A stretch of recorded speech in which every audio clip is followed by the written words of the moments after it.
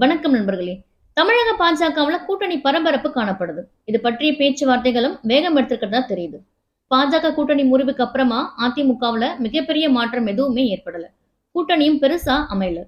தொடர் தோல்விகள் அடுத்தடுத்து வந்த நிலையில மெகா கூட்டணி உருவாக வேண்டிய நெருக்கடியும், திமுகவுக்கு எதிரான கட்டமைப்பை ஏற்படுத்த வேண்டிய கட்டாயமும் எடப்பாடி பழனிசாமி தலைமையிலான அதிமுகவுக்கு இன்னைக்கு ஏற்பட்டிருக்கு.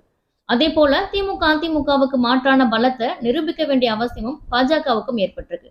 இப்படி இருவித நெருக்கடிகள் ரெண்டு கட்சிக்கும் இருந்தாலும் கூட்டணி முடிவு இதுவரைக்கும் எட்டப்படல. கடந்த 6 மாதத்துல ஏகப்பட்ட ஆலோசனை கூட்டங்கள் தமிழக பாஜகவுல நடத்தப்பட்டிருக்கு. கடந்த 2 வாரத்துக்கு முன்னாடி கூட தேசிய தலைவர் நட்டா சென்னை வந்திருந்தார். அந்த நேரத்திலேயே கூட்டணி குறித்த அறிவிப்பு வெளியாகணும்னு சொல்லப்பட்டது. ஆனா சில கட்சிகள்ல பேச்சுவார்த்தை இழுபறி, அதிக சீட்கள் எதிர்பார்ப்பு, தேர்தல் செலவுக்கு பணம் போன்ற பல்வேறு விஷயங்கள் காரணமா எந்த முடிவும் எட்டப்படல.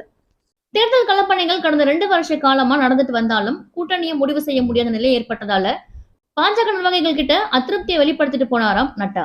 இந்த நிலையில தான் பிரதமர் மோடி 2 நாள் சுற்றுப்பயணமா மறுபடியும் தமிழ்நாட்டுக்கு வரப்போறார். வரக்கூடிய 27ஆம் தேதி பல்லடம் பொதுக்கூட்டத்தை முடிச்சிட்டு சாயந்தரம் 5 மணிக்கு மதுரைக்கு வரப்போறார். அங்க நடக்கக்கூடிய நிகழ்ச்சியில பங்கேற்றுட்டு மதுரையில ஒரு ஸ்டார் ஹோட்டல்ல நைட் தங்கவும் இருக்கார். அப்போ பிரதமர் மோடியை சந்திக்கிறதுக்கு ஓபிஎஸ் அப்பாயின்மெண்ட் கேட்டதற்கு பிரதமர் தரப்புல ஓகே சொல்லப்பட்டிருக்காம். இதை கேள்விப்பட்டதுமே டிடிவி தினகரனும் நானும் பிரதமரை சந்திக்கணும் அப்படின்னு ஓபிஎஸ் கிட்ட சொல்லியிருக்காராம்.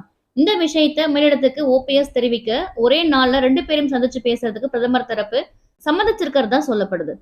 அப்போ தேர்தல் பற்றியும் தாங்கள் போட்டியிடும் தொகுதிகள் பற்றியும் 2 பேருமே பிரதமர் கிட்ட சொல்ல போறதா தெரியுது. அது மட்டும் இல்லாம கூட்டணி சீட் தொகுதி விவகாரங்கள்ல ஓரளவுக்கு ஓபிஎஸ்க்கு ரூட் கிடைச்சிருக்கு. அந்த வகையில தேனியில தன்னுடைய மகனுக்கு பதிலா பாஜக விருப்பப்படி தானே நேரடியா களமிறங்க முடிவு செஞ்சிருக்காராம் ஓபிஎஸ். இன்னொரு பக்கம் அதிமுகவால தேனியில வாக்கு உடைஞ்சிடக்கூடாது அப்படிங்கிற கலக்கமும் ஏற்பட்டிருக்கிறதாவும் சொல்லப்படுது. பிரதமரோட இந்த சந்திப்பு மிகவும் முக்கியத்துவம் வாய்ந்ததா பார்க்கப்படுது. காரணம், எடப்பாடி பழனிசாமி கட்சியின் பொதுச் செயலாளரா ஆனதுக்கு அப்புறமா இணைந்து பயணிக்க போறதா ஓபிஎஸ் டிடிவி தினகரன் கூட்டா அறிவிச்சதுக்கு அப்புறமா முதல் முறையா மோடியை சந்திக்க போறாங்க. அது மட்டும் இல்லாம தினகரன் தனியா கட்சி ஆரம்பிச்சதுக்கு அப்புறமா பிரதமர் மோடியை சந்திக்க இருக்கிறது இதுதான் முதல் முறை. அந்த வகையில இவங்களுடைய முச்சந்திப்பானது தமிழக அரசியல்ல முக்கியத்துவம் பெற்று வருது.